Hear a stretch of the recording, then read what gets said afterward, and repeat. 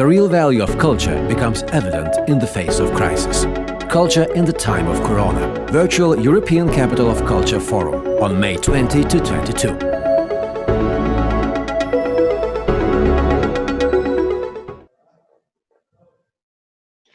Hello, dear guests. Hello, dear culture community from all over Europe and all over the world, I should say. You are here with us at the International Virtual European Capital of Culture Forum, which is dedicated to the very actual theme and uncertainty that has faced us for the past half a year and for the last few months here in Lithuania. We are here to talk today at this afternoon session as well as in the morning session before, together with the culture funders, public funds and programs that are also responding this pandemic situation. And the session is made together with the Creative Europe Desk Lithuania, and therefore we are definitely talking about finance. So here in this virtual culture forum, I invite you to use the comment section below the streaming channel that you're using to watch the session and comment, ask questions. All questions are visible to me, and during the session, all participants could get those questions and them therefore to be answered. I also invite those who feel like they need translation to Lithuanian to take a look a little bit below the streaming broadcasting channel and see the link that needs to be just tapped, and then you can join the translation of this session. So what is the current situation? What is the future? And what shifts are waiting for us in this time of uncertainty? I have dearest guests here together with me in this session for presentations, and afterwards a short wrapping up together with some of them. We will be speaking definitely from the perspective of culture funders, of public funding, and hopefully a little bit from the perspective of culture policy in the EU. But for now, I would like to introduce a short video which is made by our lovely colleagues and where all cultural organizations all over Europe talk to us, greet us, and will say this kind of virtual hello to this session. Please watch the video. Probably biggest challenge was to understand and accept the danger of epidemics itself, and then to reorientate, regroup, reorganize, and even reevaluate what we are doing and how are we doing it. One of the big challenges that we face is to keep the communication and to keep the intensive collaboration with the European Capitals of Culture network, and initiatives as Europe at Home and also the conference that is happening now are more than welcome. It all happened very quickly, so we experienced a lot of challenges and very quick decisions about what to cancel, what to postpone, how to carry on. The biggest challenge at the moment for our organization as well for cultural sector is to reinvent and to start to use new methods and tools for being together. Working apart, working from our home offices. Найбільшим викликом для нашої інституції зараз є підтримка зв'язку з нашою аудиторією, партнерами і загалом середовищем культури в нашому місті. We depend on the earned income, so we suffered a lot. The tickets form 50% of our budget, and we did not receive visitors for 2.5 months. And of course, nobody knows how the visitors' numbers will continue in the future. During the pandemic, all the exhibitions been cancelled, all the dialogues about the future been postponed, and all the process has been paused. I'm not an artist who's producing work that can be sold and hung on the walls. So together with all the cancellations, every single source of an income has vanished for me either. We learned that technology can't and won't substitute the human connection. Despite the shortcomings of this whole situation, one thing still stays the same. Cultural creators keep on creating despite the fact that nobody is buying tickets during openings and all the institutions are closed.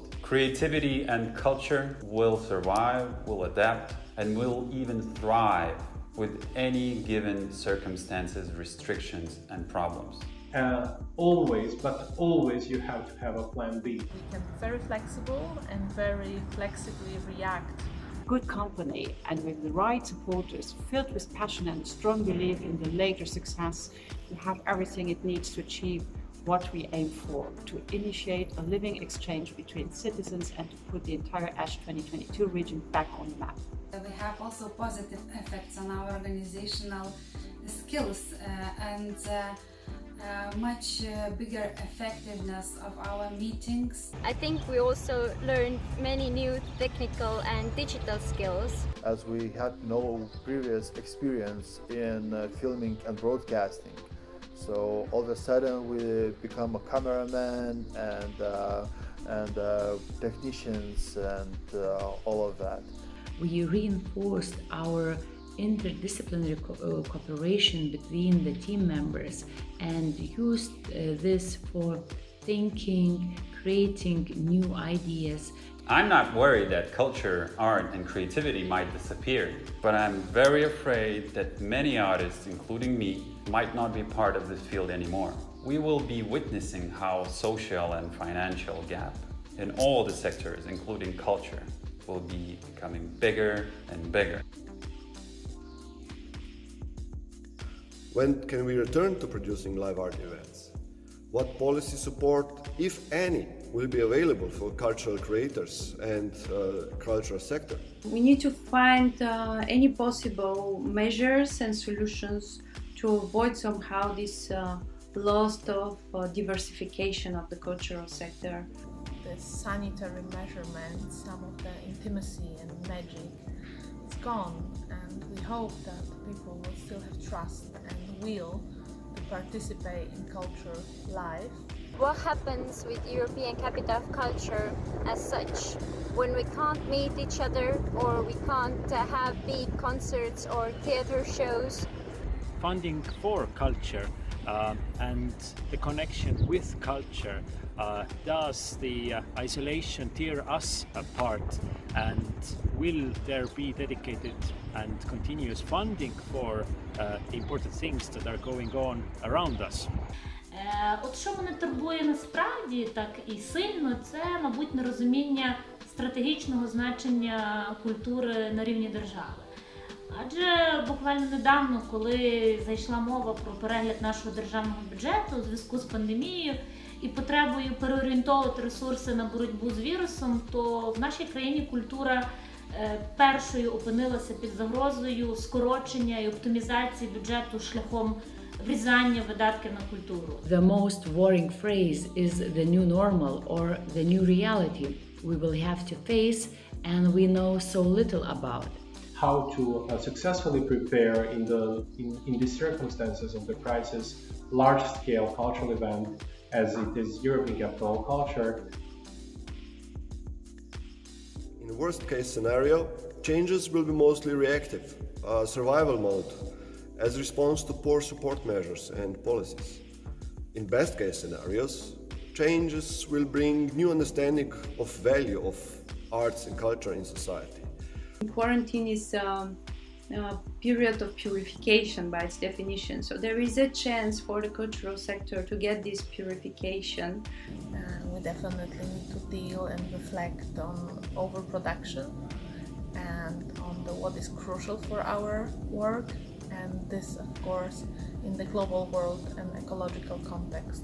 Creative people, creativity and culture always was big pool for new ideas, new innovations, new methods.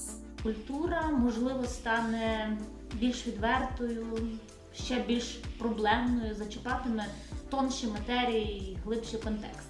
I hope it will help different organizations to get along and to learn how to cooperate on common projects. It would be nice, and it could be good result or good consequence of this situation, that people would see these opportunities that online gives us. I think that we would need to be focused in the following period on some small events with very strict safety measures in order to protect the audience that comes to the events. We as cultural operators, we have to have an open ear and try to be accessible in the way we can, because our audiences, people do need culture, even or especially in such a crisis. I believe that cultural sector people, artists, producers, festival organizers, performance artists, theater performers, all the sector people, they have the main skill needed today urgently. It's creativity, innovation, innovative thinking, and always looking for new possibilities to find new ways. Я схильна думати про культуру як про імунітет і те, що дозволяє нам випрацьовувати нашу опірність і стійкість до криз. Тому ми повинні вийти з цієї кризи і з цієї пандемії, мабуть, сильнішими і стійкішими до того, що чекає нас у майбутньому. Every crisis is bringing us the new norm, the new monarchy, where we'll have few big dictators and the rest of us will be peasants. Until we reach a breaking point, restart, and do something new as a society.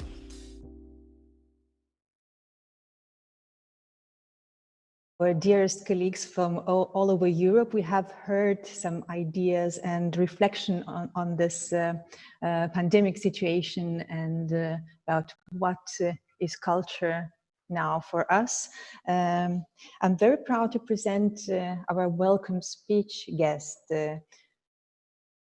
She's Ms. Barbara Gessler, and I hope that Barbara could share some things that are going on in the very core of decision-making of the EU. Ms. Barbara Gessler is the head of unit at Executive Agency for Culture, Education and Audiovisual sector. Thank you, Barbara, for sharing your personal time with us, since I know that today is a national holiday in many countries of Europe, except Lithuania. Sorry for this, and thank you for being with us. I kindly welcome you to share a word with us.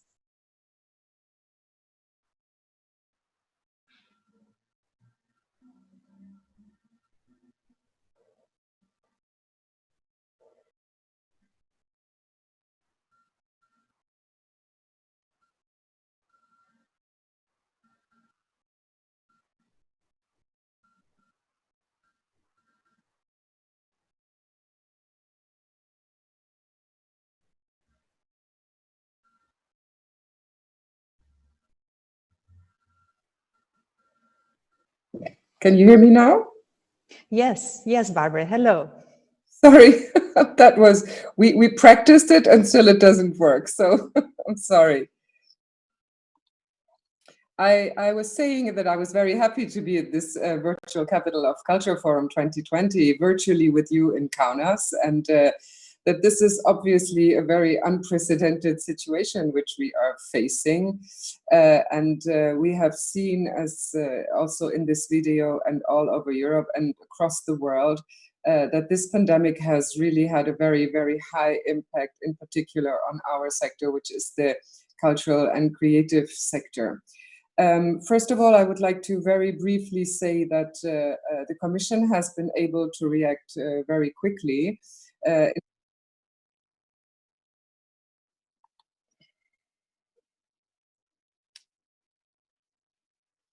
Did you see me again?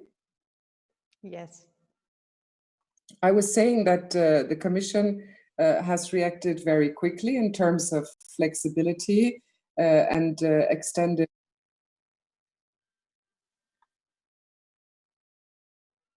Okay. Yes, we have Barbara again with us. Yes, we can see you. Okay. Okay, so I don't have access then to my notes, but I'll speak freely. If you prefer to see me, it's a choice to make. I was saying that I think we were able to show as the Commission that we were acting very flexibly in this situation and very quickly, because all over the Commission, not only in our services but also in the other services and at political level, the concern over the impact on the sector is extremely high. And we are in constant and really continuous dialogue with the sector, which I also think is something that is very important to exchange on how the situation is developing and also looking into the future, as you asked me. I was wanting to share with you a couple of items that we were able to implement immediately.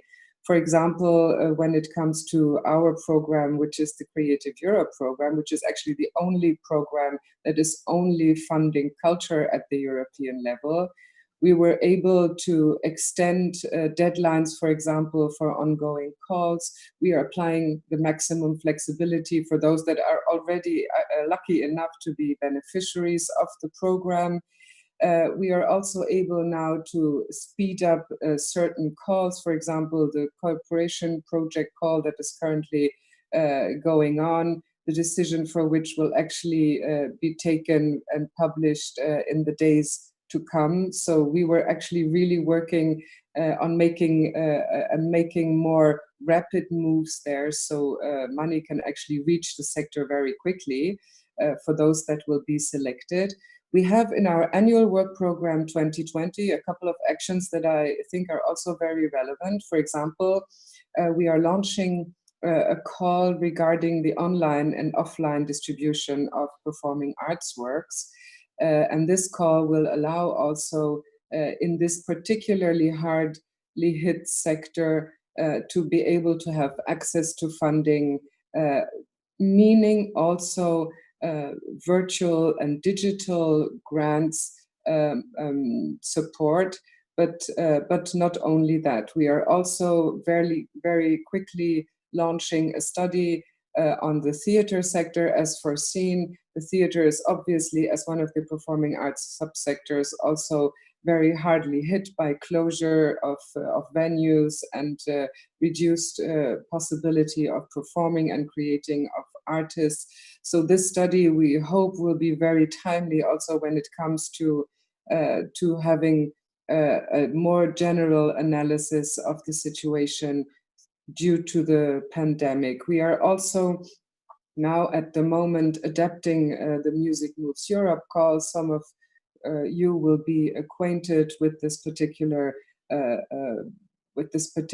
policy area, and we are also acting in the area of cinemas. You know that cinemas are also particularly impacted by the crisis, so we're topping up also the support to the European cinema networks. We are also topping up support for literary translation.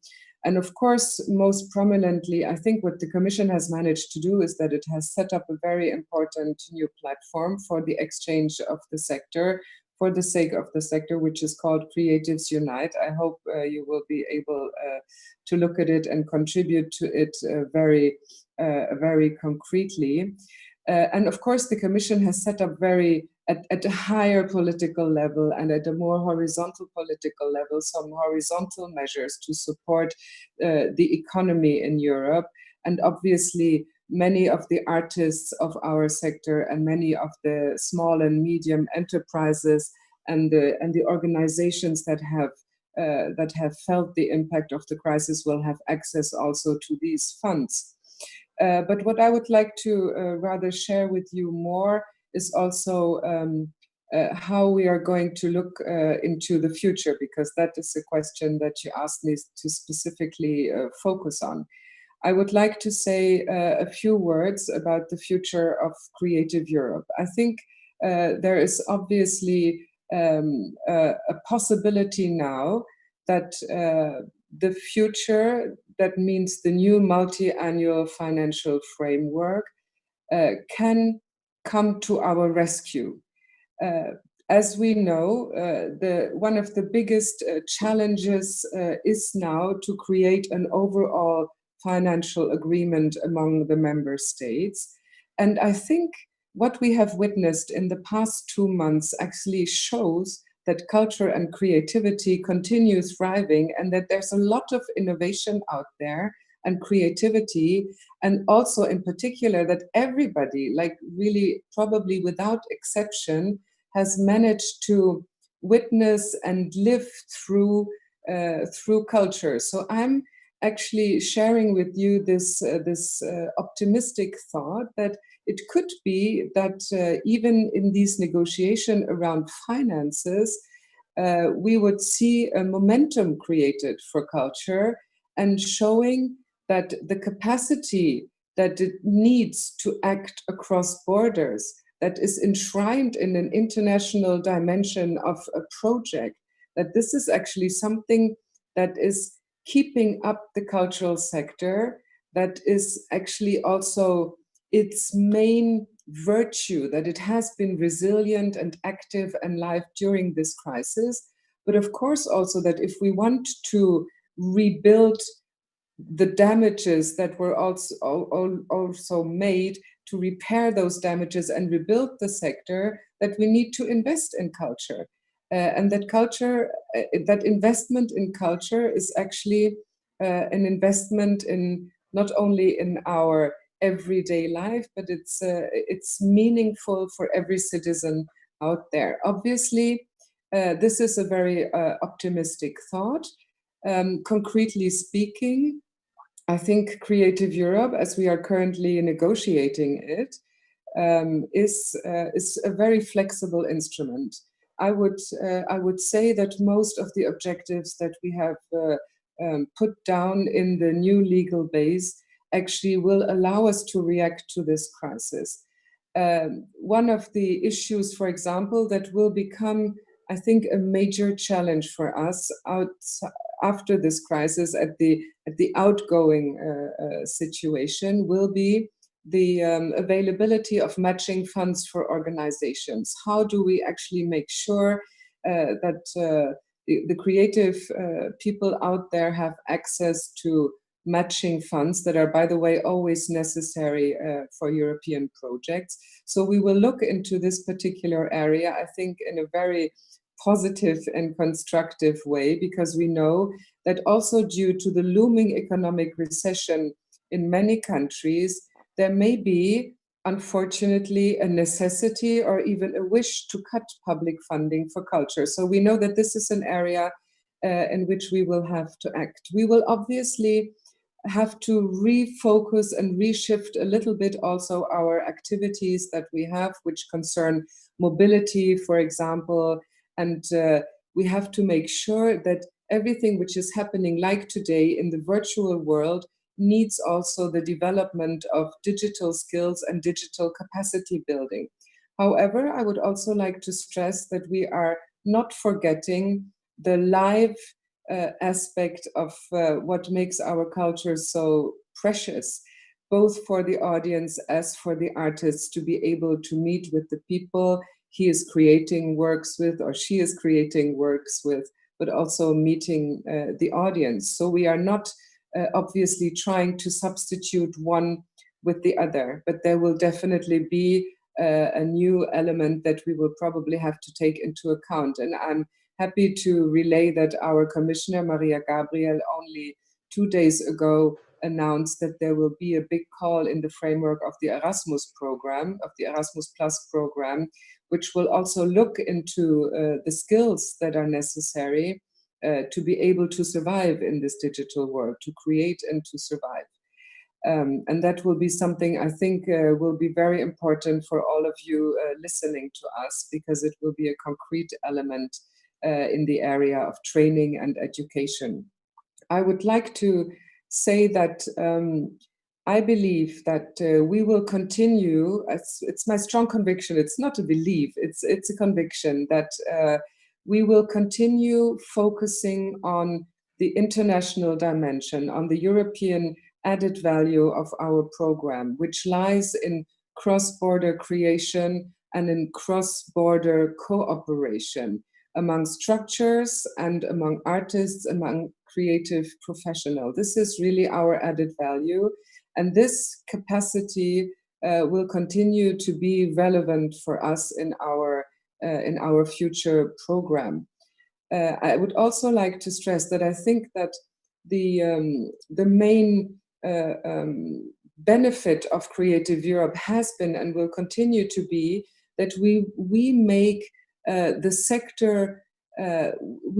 sector's ideas and initiatives grow from a bottom up. We are able to react to this, but in the future we will also be able to accompany it with the new policy developments and with the new policy answers to the challenges that we are currently meeting. So I think it will be a very good tool to react to the situation, on one hand, stimulating certain capacities and skills, and on the other hand, also giving artists and creative people the very much needed room to share experiences, to share knowledge and best practice, and to develop strong partnerships. Because I think in this crisis, what has shown very strong is the necessity of working together, of being able to see with your partner's eyes what is happening. That is, for me, one of the consequences of this crisis, out of which I hope we will go hopefully reinforced, and with the support of our political masters. I said it in the beginning, but I would like to stress it once more before I finish. For me, one of the most important elements is to continue the dialogue among the sector with policymakers. This is exactly what you are doing here. So thank you very much, Dileta, for organizing this. The desks have a very important role to play in this respect. We rely very much on your expertise in your home countries to also keep us informed about what is happening and the developments and the challenges that are arising, and how these are actually met also at national level. And of course, you know, it's also a pleasure to be talking in Kaunas, even virtually, because of course we are all looking forward to Kaunas 2022, European Capital of Culture, which hopefully will be able to shine again in a renewed, beautiful world after Corona. Thank you, Barbara. I have one question for you. How do you think we will enter the new period, new 7-year period of Creative Europe, since we are in the end, at the very end of the previous one? It will definitely be different. It will be different, but I think we will be able to build on what we have achieved so far. I think, as I said, we are actually witnessing that there's not a lot of criticism out there. There's more support for this program.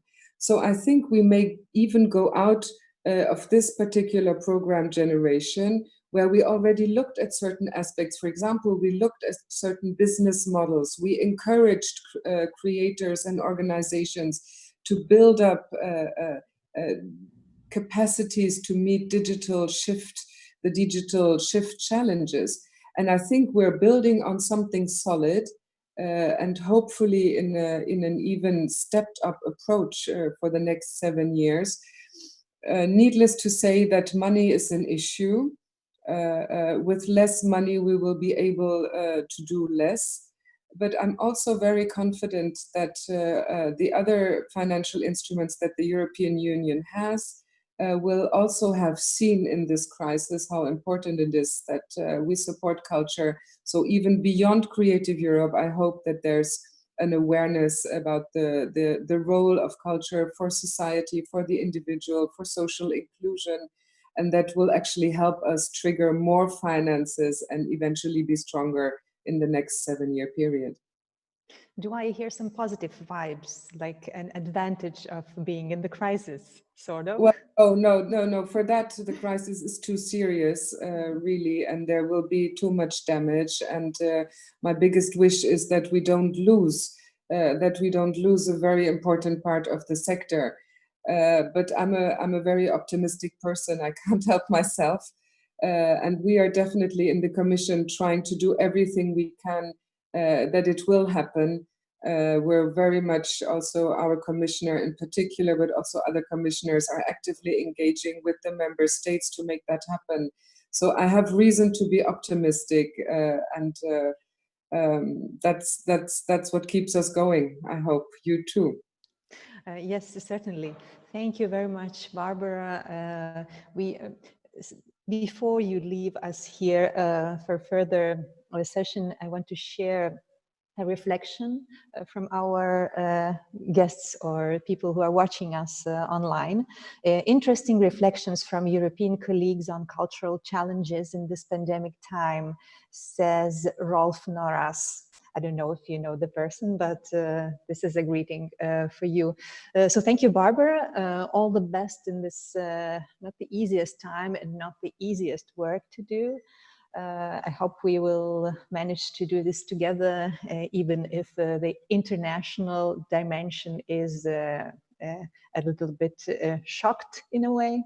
I hope we will find ways to sort it out. Thank you. I'm introducing our next guest, who is talking to us from the very far away from Singapore. But the program, Ms. Anupama Sekhar, is representing works all over the world, or let's say Asian Europe linked program.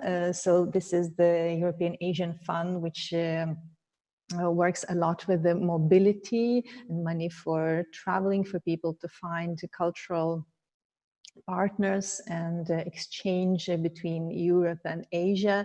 I hope we will be able to hear you well, Anupama. Please share the situation. How is this faraway mobility program doing? What are your plans? What are main challenges for the program and mobility scheme?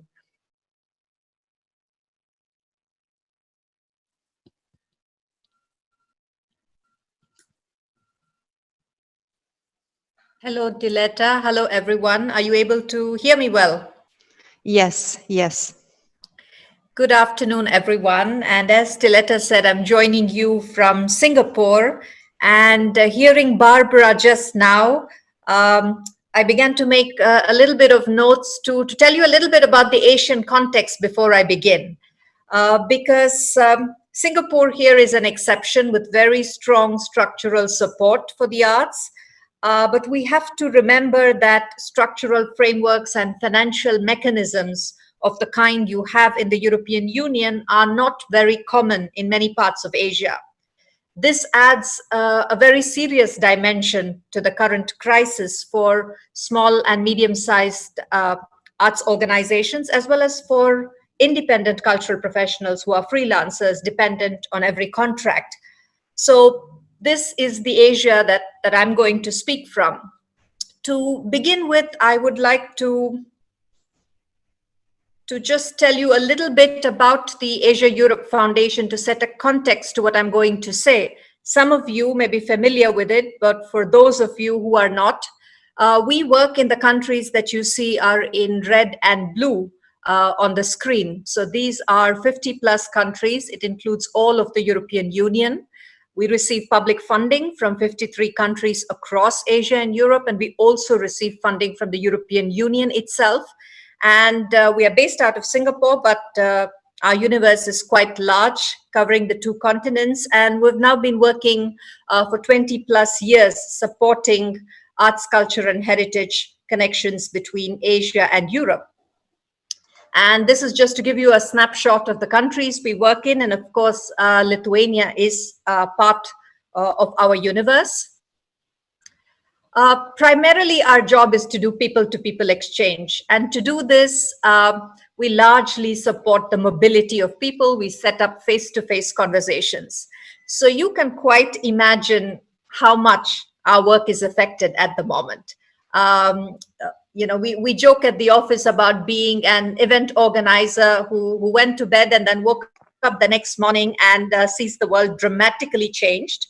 But at the same time, now more than ever, we need to find a way to keep this connectivity, to not become isolated pockets of arts communities struggling with the same issues. So this is sort of the interesting challenge that we find ourselves in.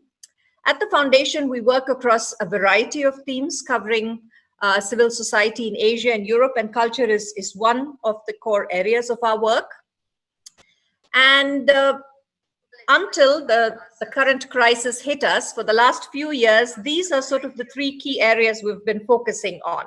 Our goal is, of course, to build Asia-Europe connectivity between artists, arts organizations, including those who are working in the non-profit independent sector, but also public institutions, museums, galleries, etc.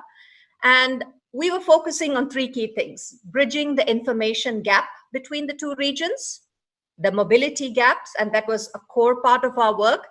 And the third, of course, was to have the important Asia-Europe conversations on cultural policy and a wide range of issues affecting us. Why did we choose these three areas, and how do things stand for us now? We still feel that though we are so hyper-connected, there is an information gap. And you often find information about the same artistic disciplines, the same countries, the same regions, and some others are completely missing. And so we have been, for the last 12 years, running a digital platform called Culture 360 to bridge these gaps. And I hope at least some of you have seen the website. If not, please do go have a look. It has a lot of useful information about Asia, about Europe, and also about the Asia-Europe dimension. We support mobility because we know that there are traditional imbalances in the mobility routes. There is more of artists and cultural professionals coming in from Europe to Asia rather than the other way around. And therefore, this is something we've been trying to offset. And we facilitate conversations as well, not only at the local level in Asia, but also between Asia and Europe, and also very importantly, between policymakers and the cultural professionals. And this is something, again, in many parts of Asia, it's a new conversation. It's not always an easy conversation, but it is a conversation that has to be had. So these were the areas we were working in. And the formats we were using, and which have now been dramatically challenged, except our digital platform, is that we were giving travel grants. And right now, I would not have imagined this 4 months ago, but right now the travel grants simply cannot work. We were also doing a lot of events where we had these conversations, small events, big events, closed door, large forums with 400, 500 people. And once again, those things have also now to be rethought. And we've been thinking, therefore, what are also the right conversations to have? Should we just have conversations from moving from on-site to virtual? Because we can, because we have Zoom. But what are really the important conversations, and what are the conversations that are missing? Because there are several conferences out there, and we also don't want to duplicate some of those efforts. So the last 4 months for us at the foundation, we've been asking ourselves 4 things. And this, I think, is our immediate reaction, because we really didn't see this coming, as with all funders. And the first question is the pressure to go virtual with everything. As if virtual is the solution. Of course, it's a great temporary solution. We're all connected, including right now, because of the digital platforms. But the question that we have been thinking about is, sometimes it's cheaper to do the virtual conversations, but then when you are in the business of people-to-people connectivity, how much can you go virtual? Is it a temporary virtual, or should we go virtual forever? Because it also means that you can save a lot on your budgets and make that money go far. And I think this is a big philosophical question that we are grappling with. Secondly, I think this is an aspect of digital that we as an organization at the Asia-Europe Foundation are sort of beginning to be surprised about. We always use digital to connect other people, to connect our audiences, but our own digital internal processes are not the greatest. So it's also for us a time to upgrade ourselves digitally and to get to do our work much more efficiently using digital. The third issue is, of course, the issue of public funding. We are publicly funded by 50 plus countries who all give us voluntary contributions on an annual basis. And of course, we can imagine that in these difficult times, budgets will be stretched. And so we are wondering what happens if we do not get the funding that we usually have. So, and I think this is once again a big existential question. So it also changes the way that we think about partnerships, we think about our role as a funder. And I think last but not the least, there is a lot of thinking at the foundation across all our work, not only culture, about really reimagining our programming for the next 3 to 4 years. So not to have a temporary solution, but to really start thinking what will happen in 2021 and beyond. And I have to say that we, after 4 months of discussion, I think a few things that are now clear to us and that will inform the future of what we do in arts, culture, and heritage. And what we have also heard from several, video calls with our alumni, with partners, with friends spread across Asia and Europe, is that we simply cannot eliminate the face-to-face encounters from our programming, though at this moment it seems very difficult. And though we do understand that in the new normal, people will not travel as much, as fast as they did in the past, but that face-to-face encounters still has to be at the core of our work if we are trying to connect Asia and Europe. Secondly, we are very much deepening what we call our global strategy. We have always done a combination of very local work because every country that we work in has a different need and we cannot have a one-size-fits-all program. So while we do Asia-Europe connections, we also do a lot of work locally to sort of build in those equities that are not there, both in terms of information, in terms of mobility. And I think that's what we are doing right now. We're doing a lot more local work while the international is at a pause. But we constantly recalibrate the local and the international in our thinking. Thirdly, I think something that we've been toying with is the idea of using this time for upskilling and training. And this is something that Barbara alluded to as well. We are thinking of going back to mentoring programs that we used to do in the past for many years, more as on-site programs. But now we're thinking that perhaps we will have the luxury of having access to experts and to peers who have the time to give us and to perhaps set up one-on-one mentoring programs. And there is a lot of requests from the ground for this. And last but not the least, to talk about funding and partnerships, I think we're undergoing a complete transformation in terms of how we look at partnerships. We are looking very strongly to build alliances with other funders, intellectual alliances, financial alliances, because I think in the new normal, in the future, we will need to much more work together and not just keep each other informed of what we do. So for us, a fundamental change has been that we are looking to work more in partnership than running programs just by ourselves unilaterally. And this, of course, calls for a totally different way of thinking and of also engaging with the other side, because our agendas have to meet, our working methods have to meet. And I like to say that it's actually much easier to get a project done alone than with a partner, because it's a lot of work, but the satisfaction you get in doing that and the people-to-people impact you have doing that is completely different. So this, again, for us will be a new way of working. And we're already beginning to test this in some of our projects. Our Culture 360 website is really looking at building local content for various parts of Asia, for various countries, about whom we do not know much as to what's happening in the arts, for example, Myanmar or Bangladesh, and to do this using local expertise and not to have someone from the outside write about these countries. And for Culture 360, at the moment, we have put out an open call inviting strategic partnerships. And we are talking to a lot of organizations also from Europe to see how we could try to keep the information flow going between the two regions. Earlier, Barbara alluded to the Creatives Unite platform.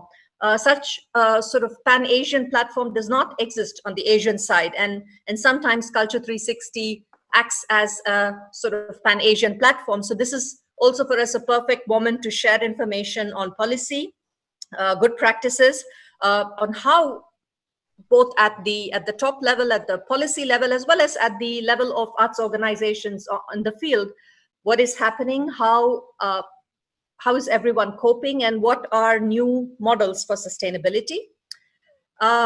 These are some of the publications, just to show you that they've been built with local authors and local content. And of course, with regard to our travel program, it is paused at the moment. We also did think about shutting it down completely, thinking that the next 2 years are going to be tough for travel. But we've been talking to our alumni, to artists, and everyone says, don't do that, just pause it. Maybe fewer people will travel. So maybe you will get fewer but better applications, which is not a bad thing. We used to get thousands of applications before. And also another focus for us is to build alliances with other mobility funders and to build a consortium with other funders and to really collectively think, improve some of our practices. And I think one of the things that we see that will fundamentally change when people begin to travel is that we really see mobility sometimes as airfare and visa costs, but it's not something just so technical.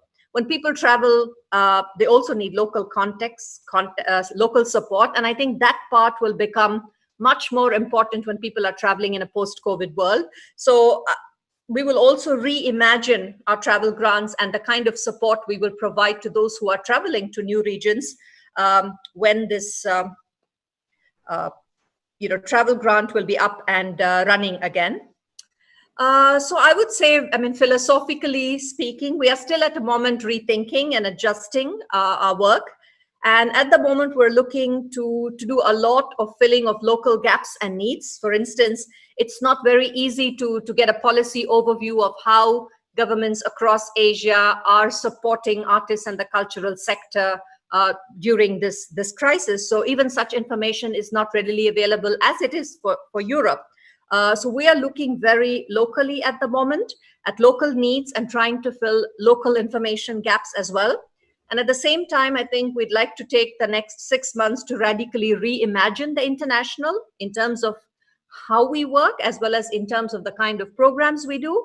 And I think we've kind of concluded to ourselves, and we hope to also convince our funders that we must always, always protect the idea of face-to-face encounters, even in the new normal that awaits us on the other side of the pandemic. We're on social media if you'd like to check us out and get more information. Thank you very much. And back to you, Dileta. Thank you, Anupama. That was a great presentation and great connection we were worrying about. I'm really glad that we were able to have you here.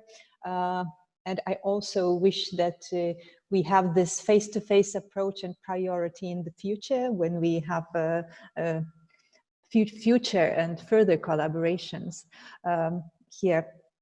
Now we will have another guest, and for those who just joined the broadcasting of this event, so here you are at the virtual European Capital of Culture Forum. I'm here physically in Kaunas, in the office of Kaunas European Capital of Culture 2022, but all our guests are joining us virtually, and the next presenter is joining us in a video format, but we had him several days ago, so this is a fresh information made specifically for us. This is Alfiero Zanotto from Nordic Culture Point. He's an advisor and will share what is going on at Nordic Culture Point regarding the response to pandemic situation. I kindly remind and invite you all to put your comments, reflections, and questions on the channel that you're using to watch this session. You can do it easily on all 4 channels that are presented to you for this virtual event. And also for those who feel like needing a translation into Lithuanian, you can find a link below at each of channels that we have. So here we go. Let's go to Mr. Alfiero Zanotto. The video is here. Hello everyone, my name is Alfiero Zanotto. I work as advisor at the Nordic Culture Point in Helsinki, Finland. The Nordic Culture Point is an institution of the Nordic Council of Ministers, which works to support the Nordic cooperation within the area of culture, arts and culture. And today I will talk to you about our grant programs. So as I said, we have grant programs. We have 4 funding programs for the arts and culture in the Nordics and in the Baltics. We also run a series of events. We organize various events on the theme of Nordic and Baltic. And we also have a Nordic library in the heart of Helsinki. So the funding programs, which I will talk to you about today, are, as you can see on the screen, 4 different programs. I will mainly focus on the Arts and Culture program and the Nordic Baltic Mobility Program for Culture. And I will briefly also introduce you to Norden 0 to 30 and the VOLT programs. The Norden 0 to 30 and VOLT programs are mainly focused on the Nordic region, so that's why I will just briefly talk to you about those. So the first program, the Arts and Culture program, this is the program which we usually say is our most, I would say, the most open program. We welcome applicants from any field, so any field within the arts and culture. The main criteria here is that the project has to consist of at least 3 countries, which at least 2 have to be Nordic. So, for example, you could include 1 Baltic country and 2 Nordic, and you can also have more than these countries. The main criteria, though, remains that you need to have 2 Nordic countries participating in the application. As you can see from the various levels of funding, up to 7,000 euros, you don't need any co-financing, and anything above 7,000, we have various levels of co-finance required, as you can see on the screen. So for example, projects up to 40,000 euros require 30% co-financing, and anything up to 100,000 euros requires 50% co-financing. And on to the Nordic Baltic Mobility Program, which consists of 3 different branches. And I will go through the 3 different branches of the Nordic Baltic Mobility Program. Just a main difference from the Arts and Culture Program to the Nordic Baltic Mobility Program is that the Arts and Culture Program is basically open for anyone from any field to apply for, and the Nordic Baltic Mobility Program mainly focuses on professional artists or cultural producers. So the first branch of the Nordic Baltic Mobility Program is the mobility funding. And the mobility funding is for professional in the arts and culture sector to apply for travels, travel, board and lodging from a Nordic country to another Nordic country or Baltic country. So the main criteria here is that you have to be a professional within the field, and also that you have to travel outside of your country. So it's not for travels within your country of residence. You can apply for this as an individual or as a group up to 6 people maximum. And there are no requirements regarding citizenship. However, we look at your residency, so basically where you live, and this has to be in a Nordic or in a Baltic country. And the funding will cover costs for, as I said, travel or and/or accommodation for up to 10 days, which is the maximum. And you don't apply with a budget, but we have fixed rates for this, which you can find on the website. So there's a table showing you how much you can apply for travel and for lodging, depending on where you travel from and where you travel to, and how big the group is, or if you're an individual, and how many days. So it's all based on fixed rates. Then we have the network funding, and the network funding focuses on facilitating meetings and exchange of ideas or knowledge between artists and professionals. And this the grant is mainly focusing on the creation of new networks, so not for already existing networks, so to speak.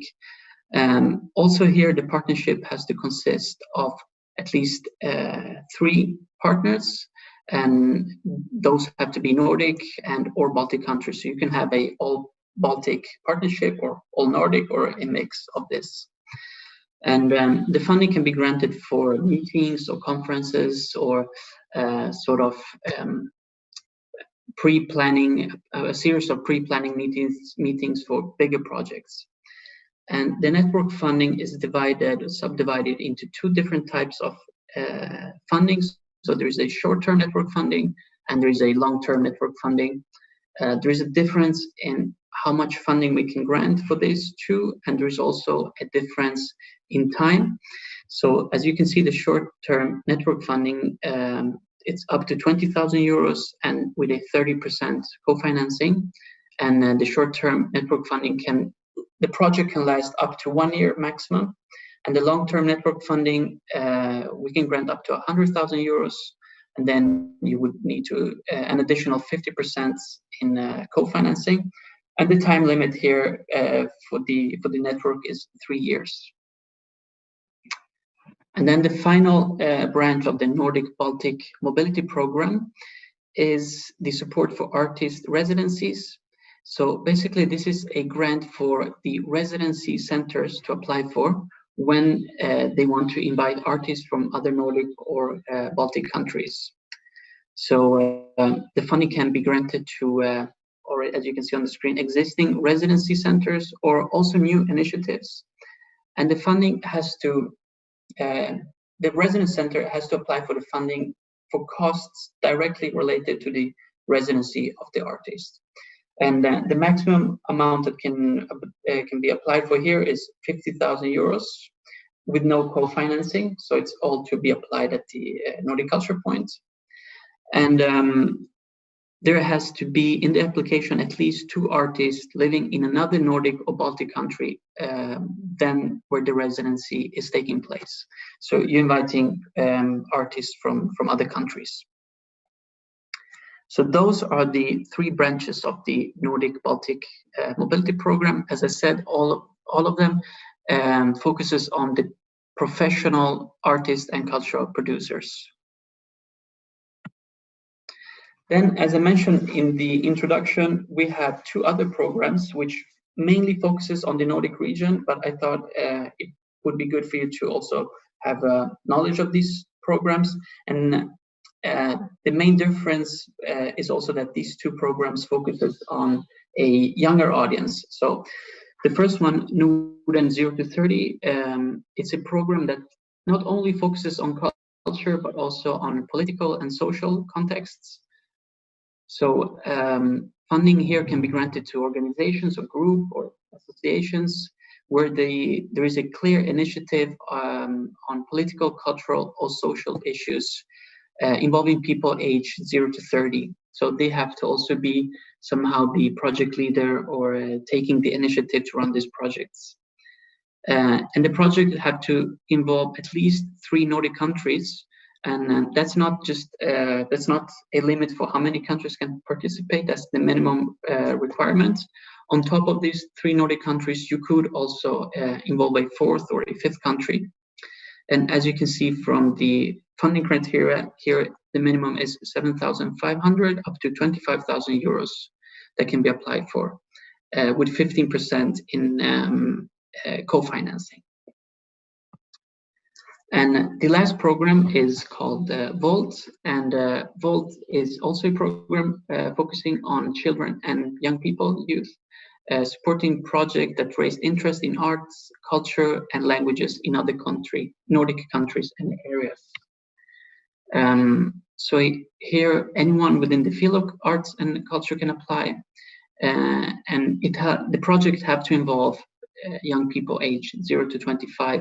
And there also has to be a focus on initiatives focusing on language and culture. And the various funding levels you can see here is between 10 and 70,000 euros that can be applied for, with 30% in co-financing. So to sum this all up, I will just go through our application process at the Nordic Culture Point. So once we receive the applications, and by the way, you can find all the deadlines, current deadlines and upcoming deadlines on our website, nordiskkulturkontakt.org. I will show the website on the next slide. So once we receive the application, we do a so-called criteria check where we make sure that the application fulfill the main criteria. Then all these programs that I've presented to you, all of them have external experts that will assess the applications.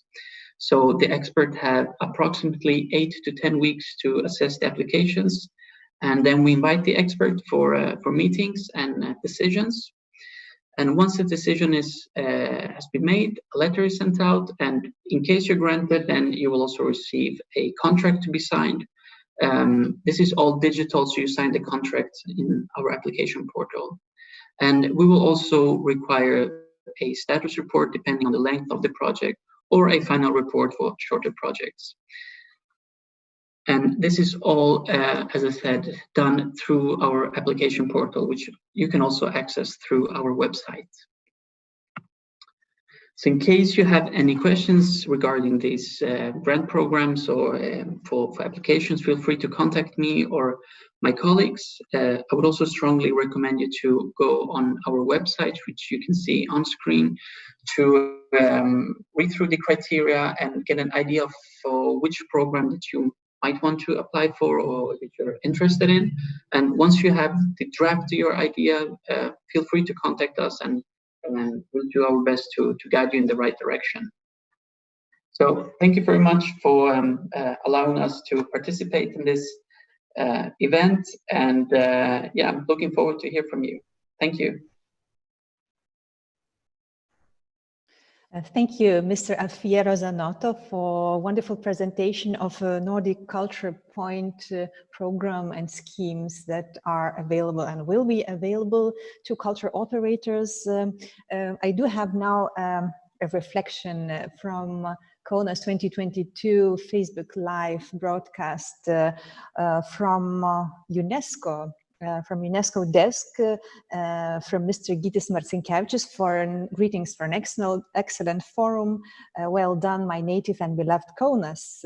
I encourage you and your partners to join UNESCO's Resiliart global movement and to hold your own debate within this movement. If you want to join this, please check out the comment on Facebook.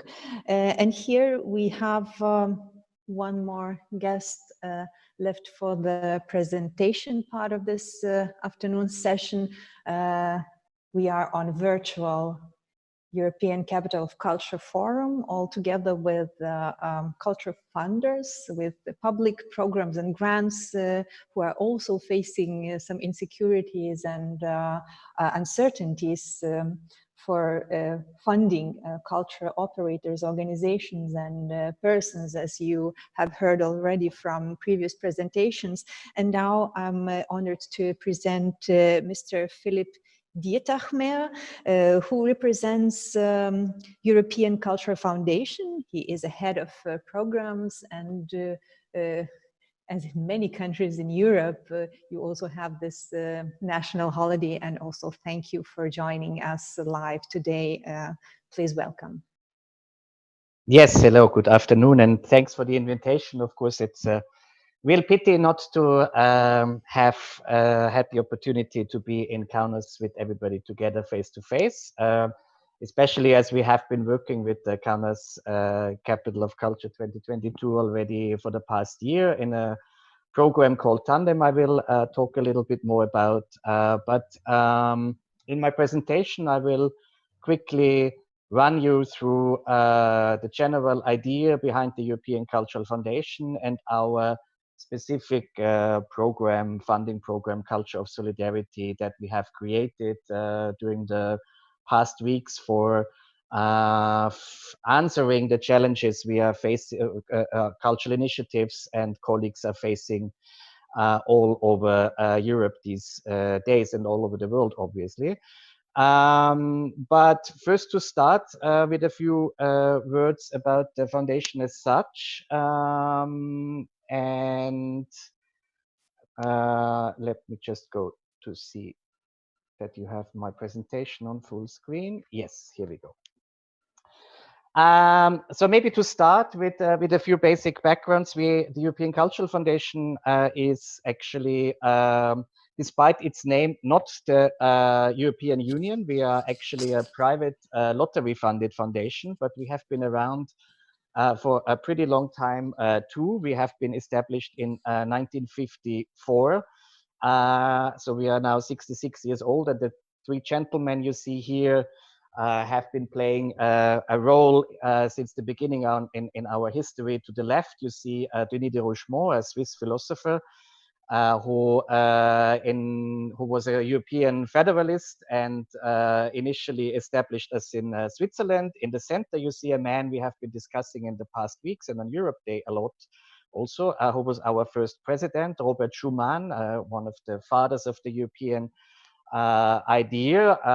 And to the left, I put Erasmus of Rotterdam, because in our history, all these gentlemen played a big role in so far as Schuman, Rougemont, and many friends always thought from the beginning that the European Union would not be built on coal and steel and trade agreements alone, but it would have to be established as a federation of ideas, of people, of culture and cultural collaboration. So Rougemont and Schuman really very strongly believed in the creation of a European sense of belonging, a European sentiment, as they called it in French. So really that we would feel not only as Lithuanians or Austrians or Dutch or Belgian, but also as Europeans at the same time. And this is especially important in these times because, as we have seen in the pandemic, of course, when the outbreak started and national borders came up immediately, for us, we very strongly believe in the fact that showing European culture of solidarity these days and the European sentiment of feeling as Europeans is at the heart of extending solidarity to each other. I always use this image to illustrate our work, which goes, all my predecessors, speakers here in this afternoon session have been speaking about cross-border work already. For us, this has been very much at the heart throughout our whole history. I always show this as an example of a symbolic example of our work going literally across borders with art and artistic creation. You see here a work by landscape artist Jaroslav Koziara from Lublin, I think he is born. And you see to the left, Poland, to the right, Ukraine, and in the middle, the European Union outside border, Schengen border. I use this example a lot for showing inside the European Union, outside the European Union, but obviously you all know that our national borders are pretty much closed today as well. And this fish was created with tractors farmers used, and every single time they had to, with plows, make one element of this fish, they had to cross the border. So as a symbol basically of how difficult it can be to create the cross borders. And nowadays we're experiencing this once more, that we are not only actually locked in our national areas, but also our regions, and in the past weeks also at home. This is an image of where we work in the field of offering transborder programs, in the field of making grants for European collaboration projects, European initiatives, We work a lot bottom up.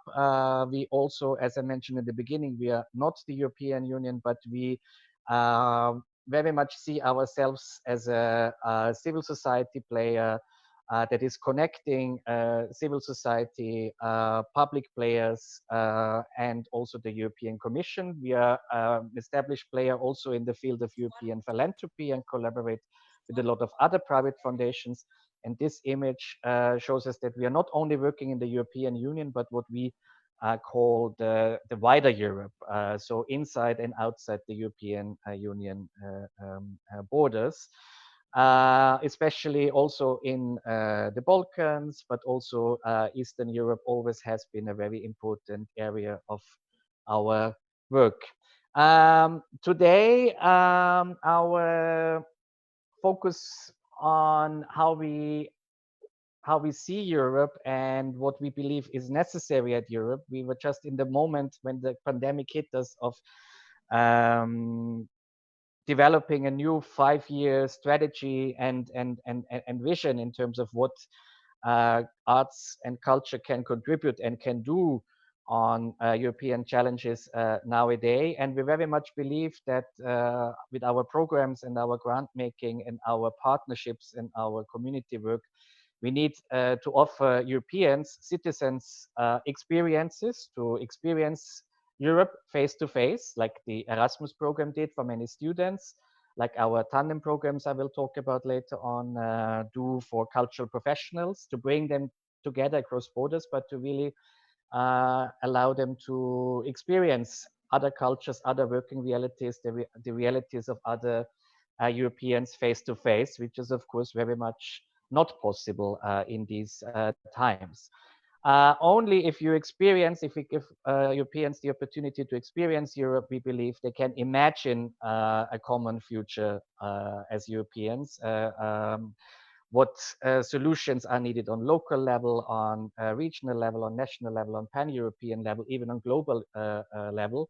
And experience, imagine, we believe, is very central to understanding Europe as a shared space, as an area we share, we build together, and all the questions that come along with, like what it means sharing Europe, be that in real space, in public space, in urban space, in rural space, but nowadays also in online space.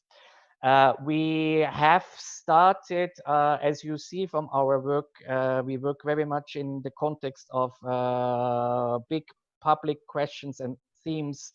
And in that sense, political policy questions across democracy.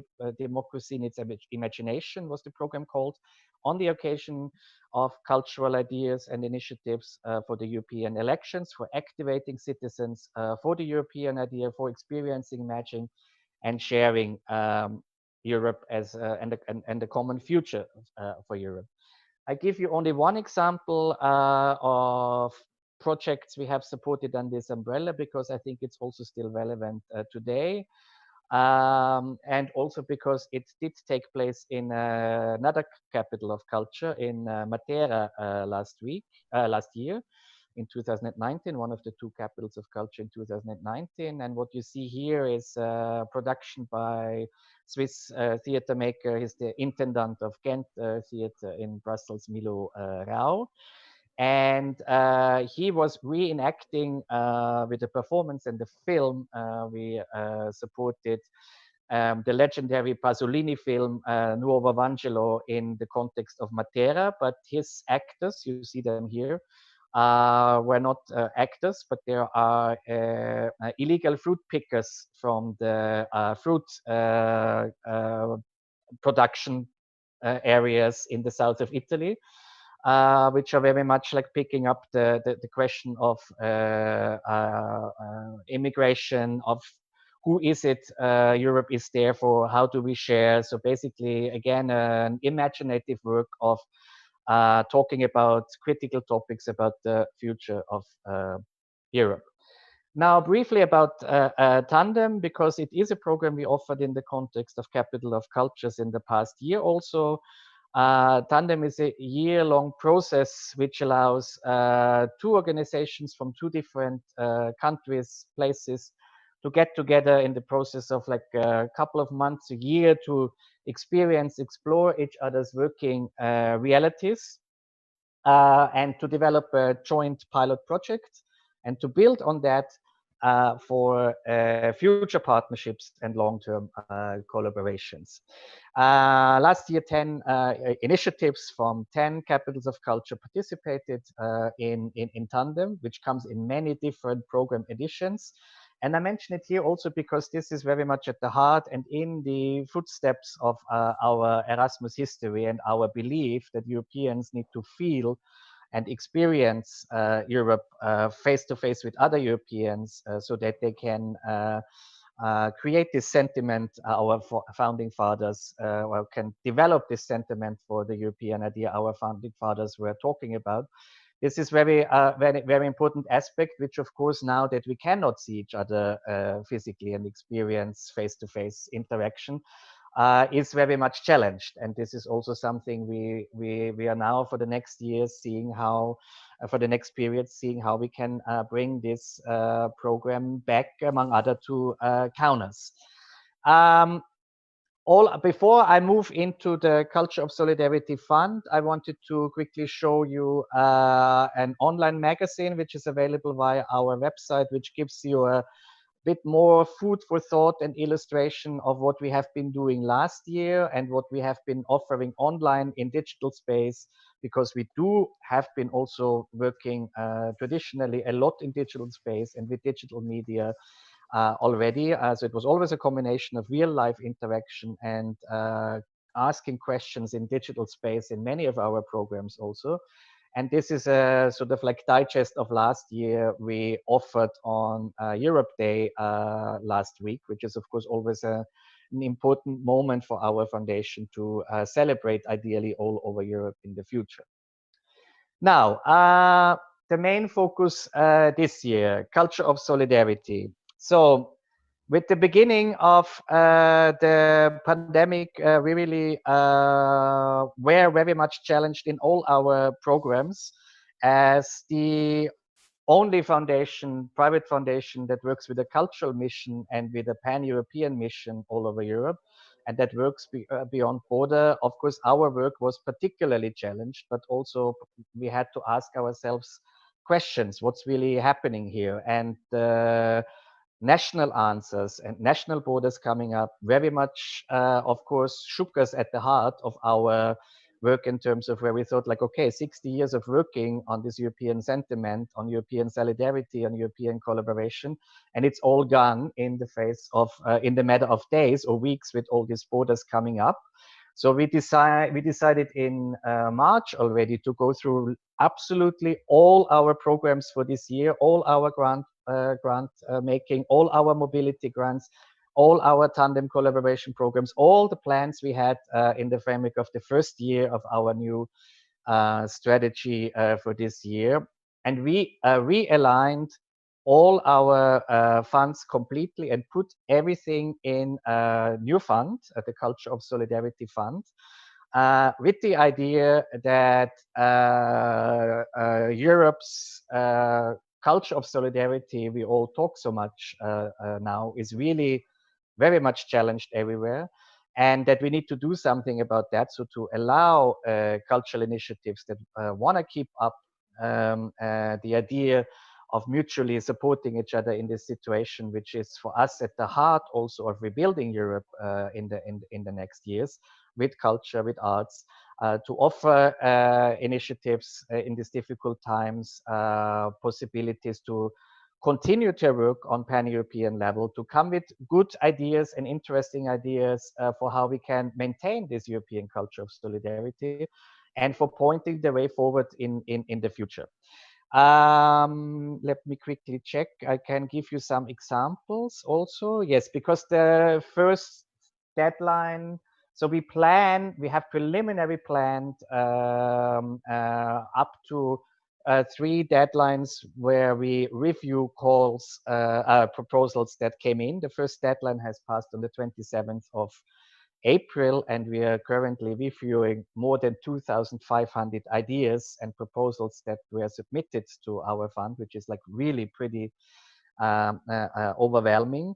And the next deadline, however, we have announced last week already, and I think I switch now to our website. And give me just a second. I stop this here and I share our website. Yes, I hope you can see this now. 1 second. This is still the presentation.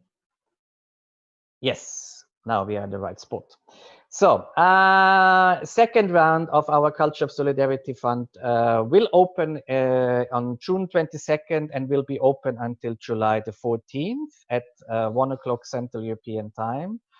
And I'm really glad that I get this opportunity to speak here and to share what we are particularly looking for in this Culture of Solidarity Fund. Because we heard about Creative Europe, we heard about the Nordic Culture Fund, we heard about Asia-Europe Foundation. But I think it's I want to really make the point here, it's very important to understand that this culture of solidarity is really something very specific. We are a relatively small foundation.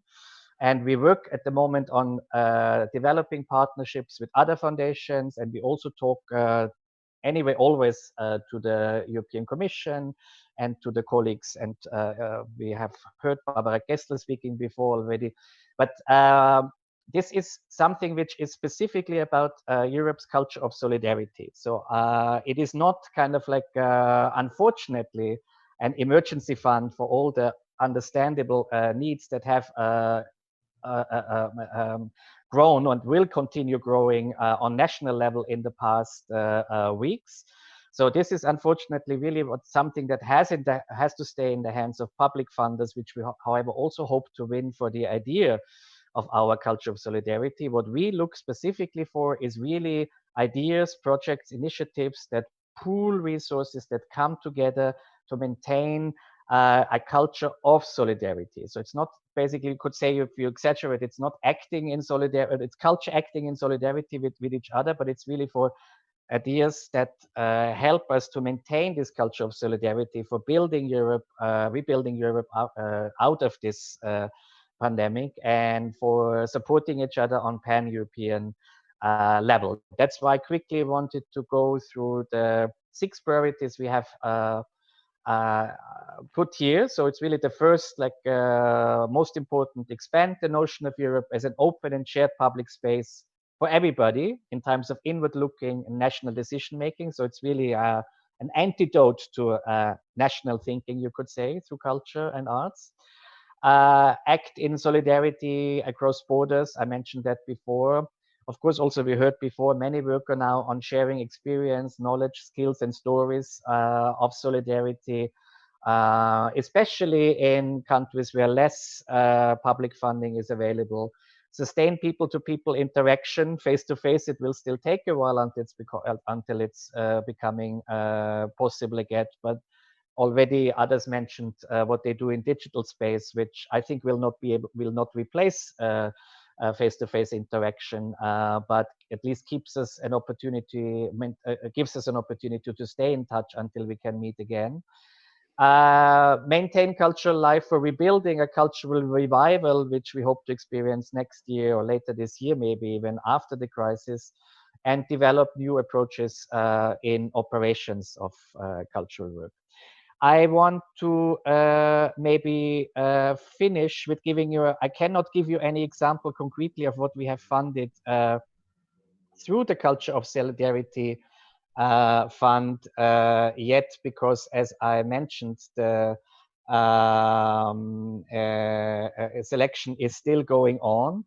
But we also, as Barbara has explained, have offered a lot of flexibility with our existing grant making, and quite a few of the Democracy Needs Imagination grantees have adopted their grant from last year to the new situation. And I give you 2 examples. One, and it also is a good example because it shows that we are really not working, we understand culture and arts in the very broadest sense. So these two examples are actually more were developed by journalists and are more about storytelling and sharing cultural stories than artistic projects as such. On the left, you see a platform of independent journalists, freelance journalists called Hostwriter. It's a very interesting digital support platform for freelance journalists around Europe.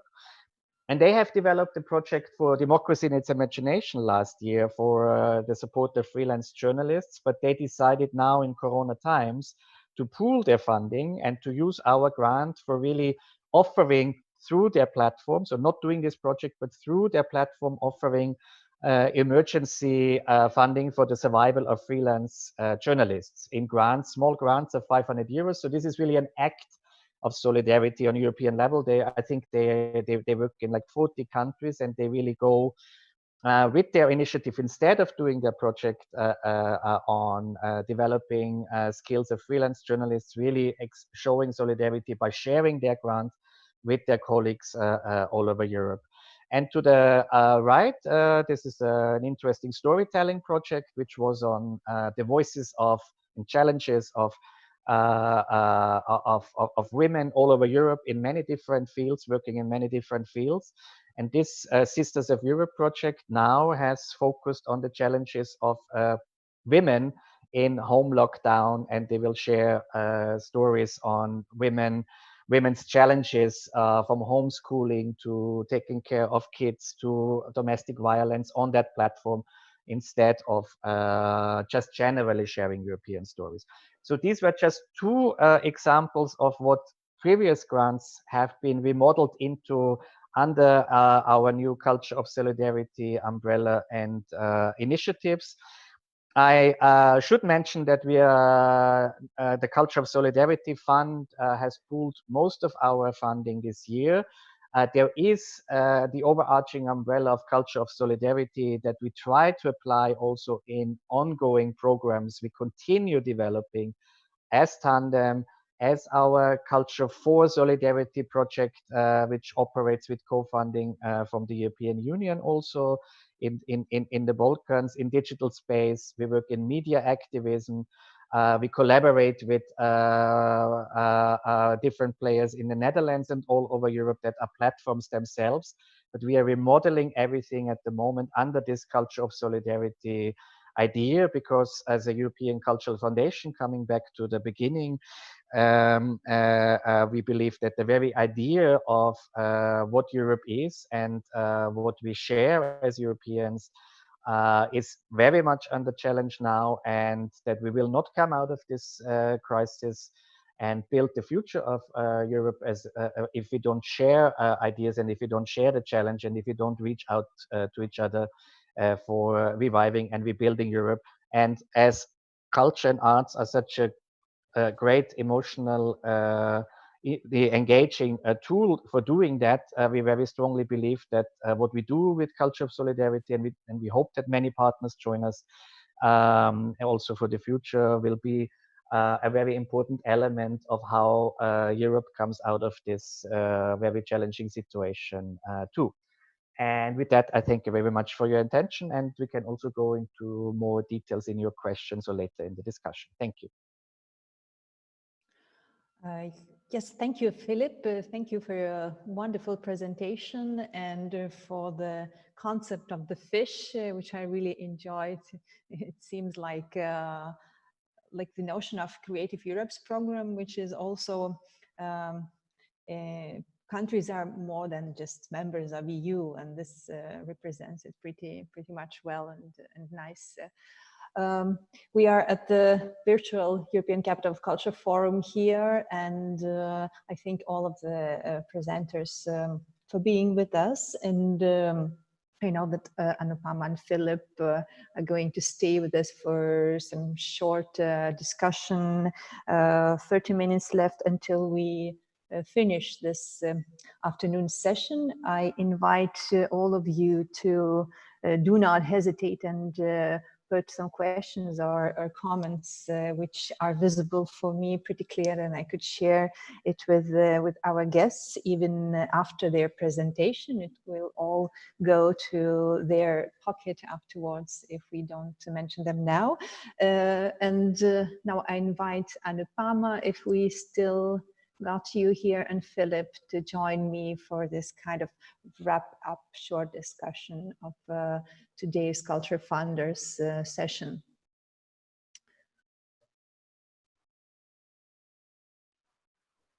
Anupama, are you still with us?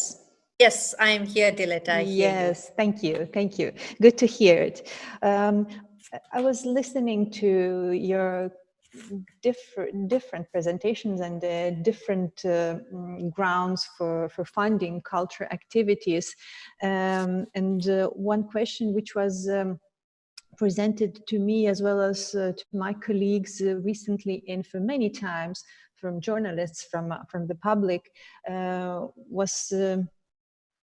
talking about the countries, EU or wider, becoming very much self-centered, inverse and closed.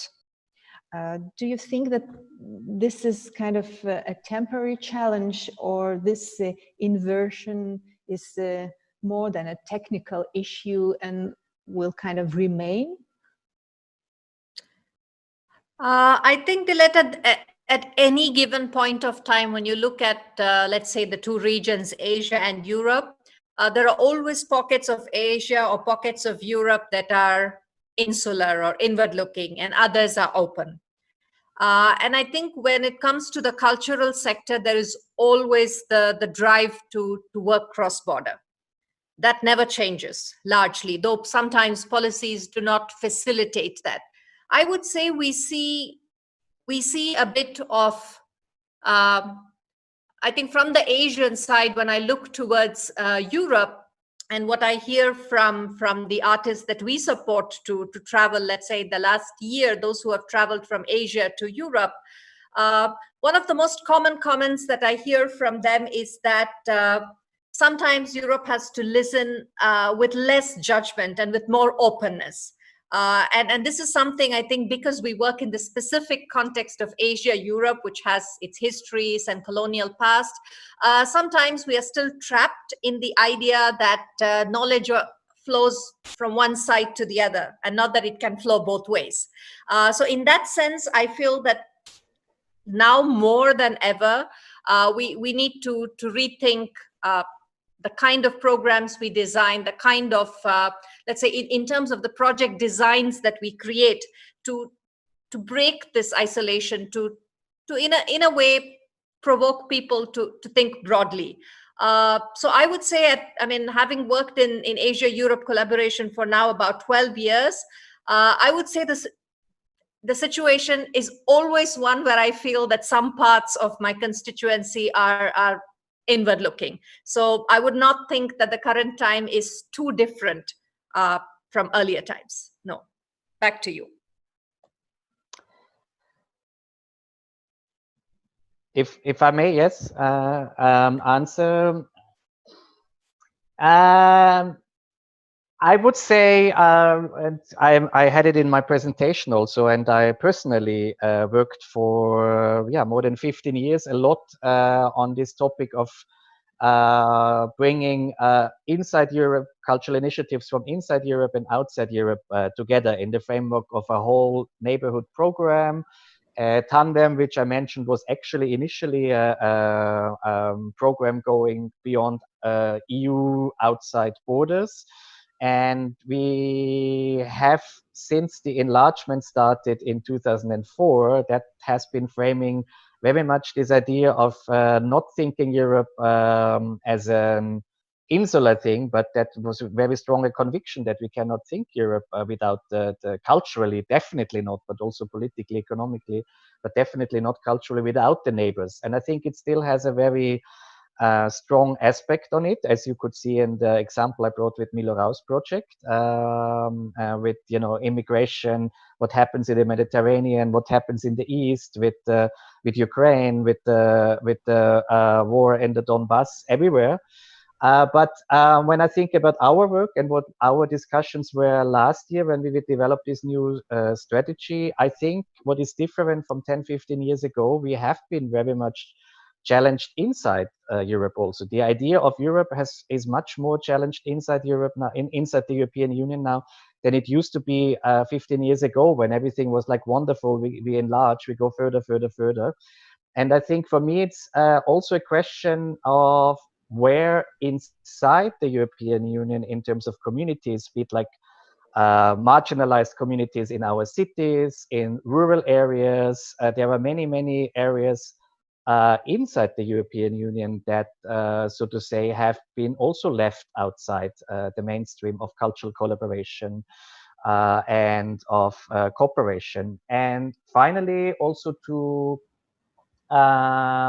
do justice to what the European Union does, because we are also, like the European Cultural Foundation, together with the Goethe Institute and a number of national cultural institutes, was part of the EU cultural diplomacy platform for the past 4 years, where the EU External Action Service, with support of many other DGs, was engaging with cultural players around the world to develop a cultural component in the EU's external relations.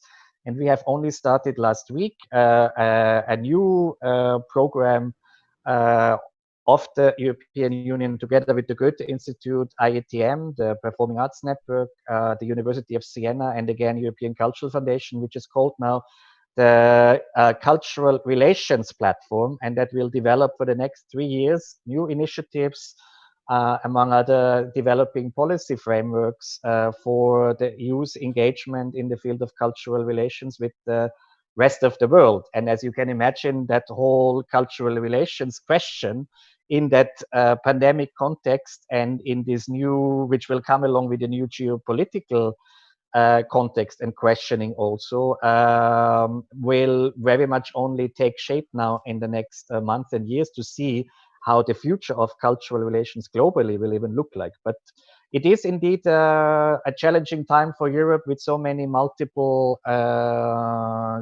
challenges and questions internally, externally to look at.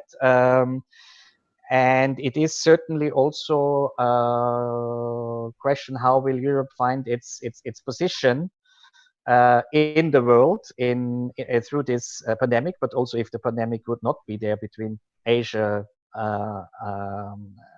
Americas and Africa. And that's why this culture of solidarity, maybe coming to my central point of today, this European culture of solidarity is also so important, because the rest of the world, I think, very closely looks at what we Europeans do and extend with this culture of solidarity. Is this only words, or is this really something we live up to? That's why for us as European Cultural Foundations, it's extremely important with the initiatives we support and partners to maintain that idea, and not to have it just as a lip service. Thank you. One more question about coming out of this international or transnational collaborations. Would you agree, would you think, do you have thoughts on an idea that cross-sectorial collaborations would evolve, or will be jeopardized just because of this pandemic situation, and because the culture field and all other fields are looking for kind of new ways of being? And your question is if cross-sectorial collaboration is challenged because of this situation? No, would it be jeopardized or more evolving, or will we have more of projects and funds for this kind of activities? From our experience, I can only say that our way of working has always understood culture in its very broadest sense. So it goes really way beyond the arts in particular. This is an important element, and artists have, of course, very particular skills and ways of working to raise larger questions in societies, or to symbolically put their finger on where societies have these questions. But I mentioned the Erasmus program before, which is an educational program, which is one of our most well-known inventions together with the Commission. That is a very cultural program, but in the educational sector. So as far as I am concerned, our work is concerned, this cross-sectorial is always very much a reality, and for our, and the two examples I have shown also are not arts projects as such. So I very strongly believe these projects that work on the idea of Europe and on the future of our societies more broadly, anyway, cannot only be limited to like very narrow arts field. But I believe, yes, I could imagine that through the pandemic, even more collaboration with other sectors happens. Just when you see now how we all suddenly had to be digital, that alone, working with the digital sector for those who have not been digital will, I think, play a very important role. But I see it as something very positively. Anupama, are you with us? Yes. I'd like to reaffirm what Philipp just said, that particularly some of the issues because of the current pandemic are reinforcing cross-sectoral. And when I look around here in Asia, the grants that are now being announced in response to the current realities, I feel that there is a much more stronger thrust on social inclusion, on the peripheries that people generally didn't see, the marginalities, as well as we see that there is time to reflect and talk about these marginalities now, which perhaps in the past was not so much.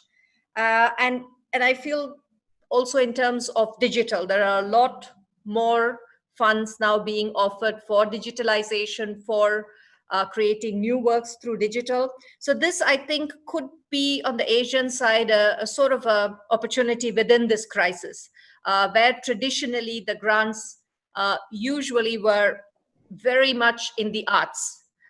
Now they have suddenly expanded to reflect a variety of social realities. And I think it will not go back.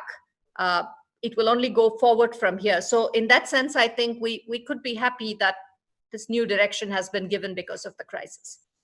Back to you, Dileta.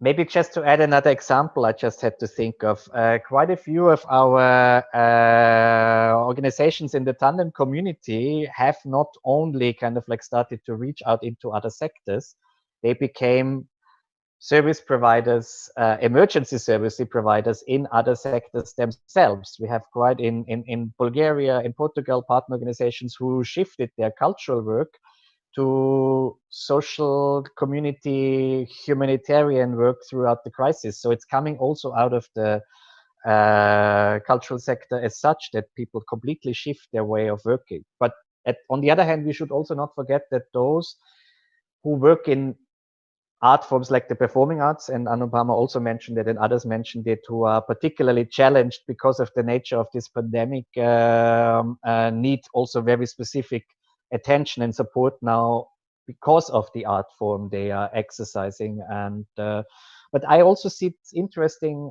some of the discussions that have been featuring in political speeches or discourses, that suddenly the value of culture for tourism and economy is like very much featuring everywhere and felt even, I have the feeling, which also reaches into other sectors.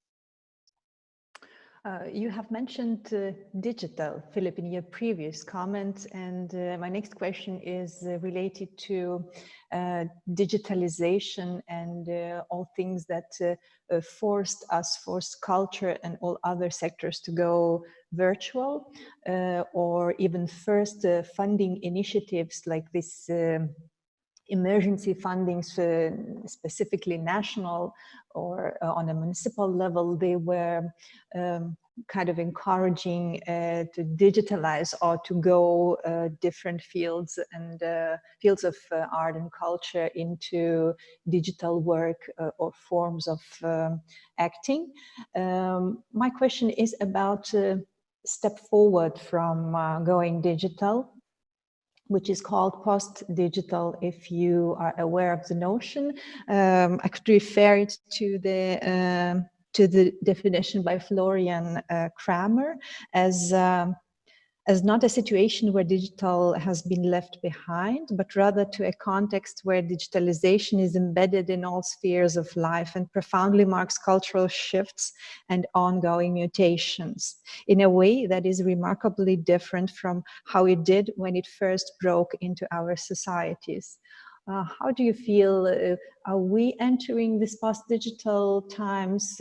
Is it crucial for us? And where will we get while using all these technologies, and how we should do it?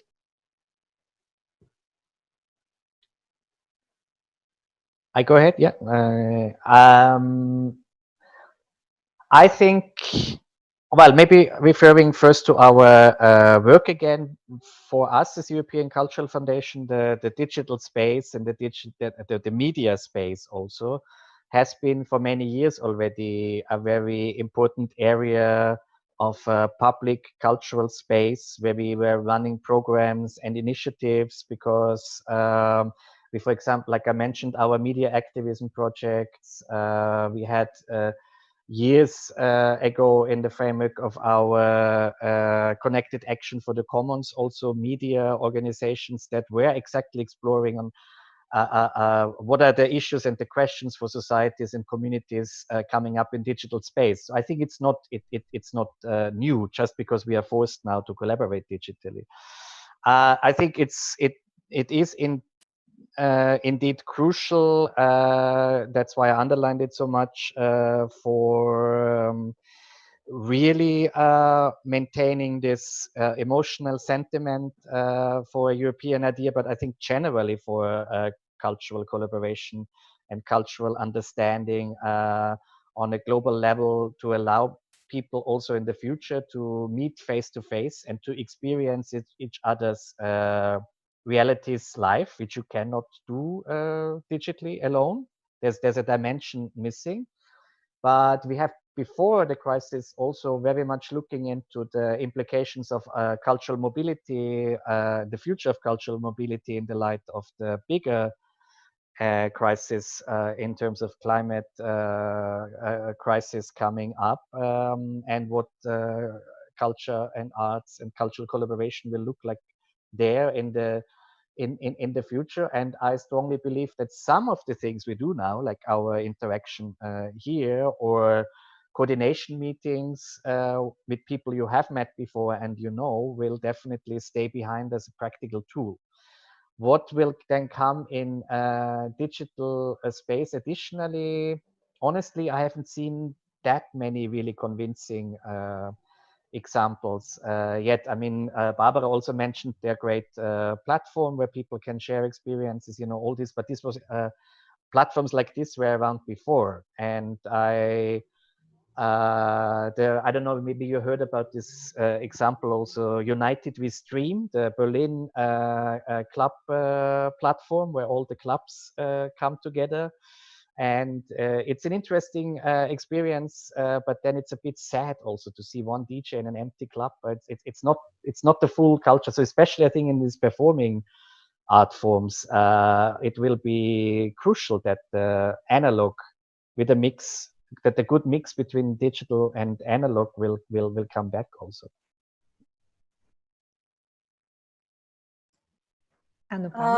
I mean, as with the European Cultural Foundation, I mean, we have also in the past, I would say the last 10, 15 years, strongly supported digital work, cross-sectoral work. So in that sense, yes, digital is not new.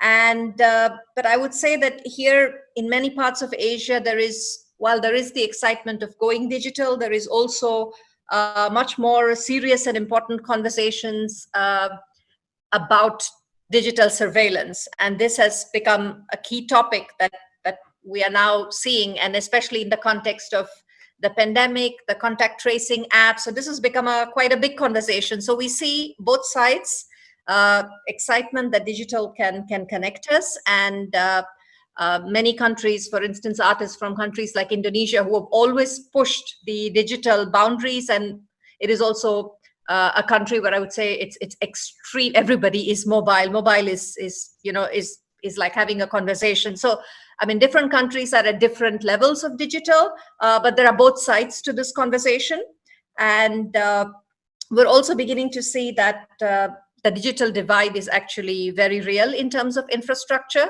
So in some parts of Asia and in some countries, they simply don't have the infrastructure to go fully digital and to even join a simple Zoom chat like this.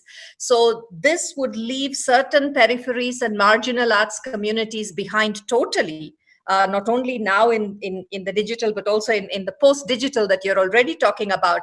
And I think that is something to think about and to work to fix.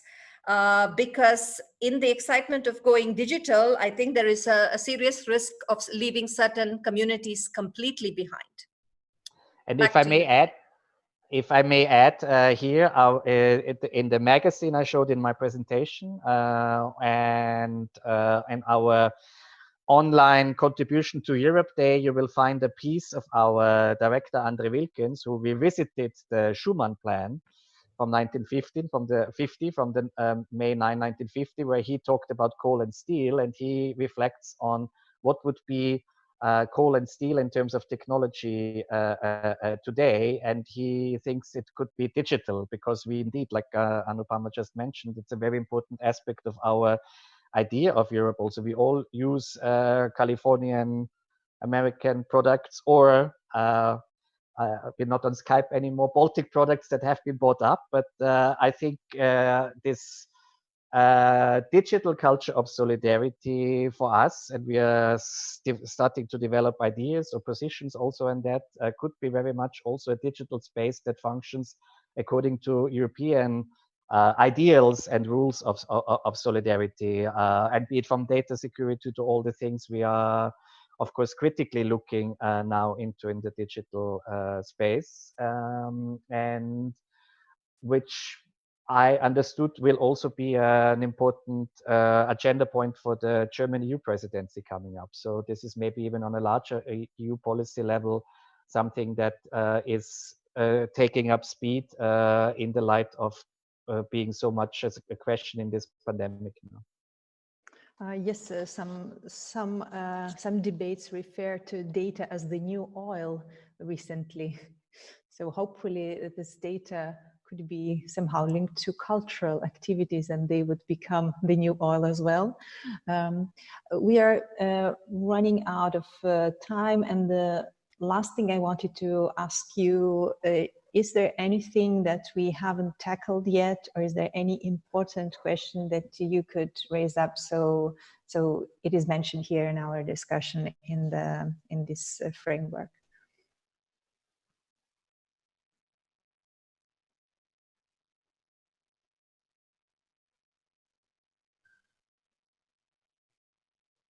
Yes. Anupama, perhaps. Okay, I mean, it's a question that our discussion has as its title. The whole, in a world going forward where travel may not be as easy as what we thought. I mean, speaking from Asia, our biggest barriers to traveling to Europe for any sort of cultural exchange was really funding for our flight and successfully getting a visa. Those were the biggest mobility challenges. And now when I look at the world right now, I would say that the funding is no longer the problem. And as I said before, we're sitting on a mobility grant that we're not able to disburse to artists. Artists are not able to travel. So going forward, I would say the big question is, how can we, if we're not able to travel as much, how can we recreate the magic of mobility and still keep the international dimension?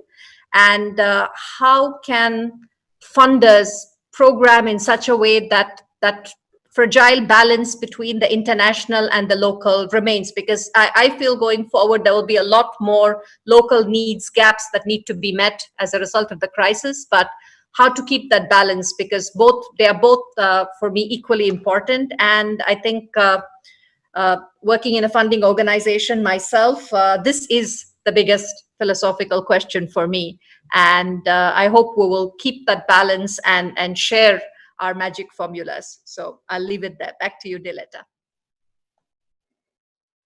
Philipp. I have been, I mean, there are dozens of like sub questions I think we have, we could touch upon.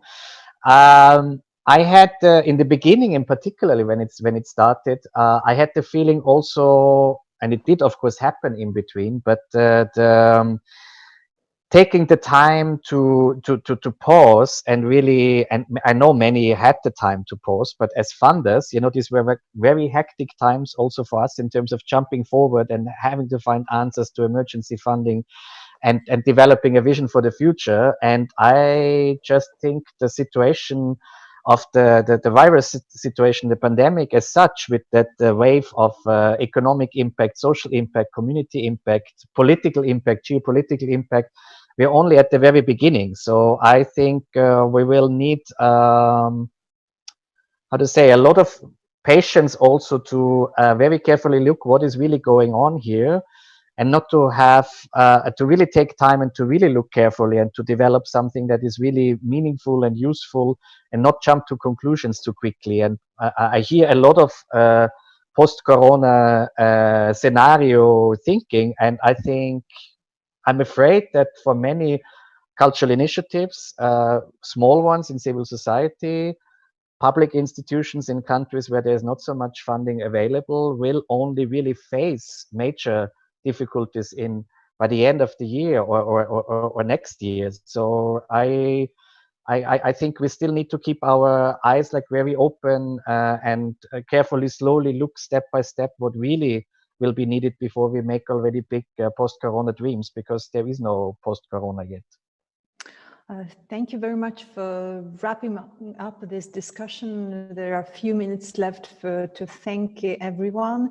Here we had Ms. Anupama Sekhar from Asia-Europe Foundation and Mr. Philipp Dietachmair from European Cultural Foundation. I'm really grateful for you to join us this day from the very far away, being international and collaborative with the Kaunas 2022.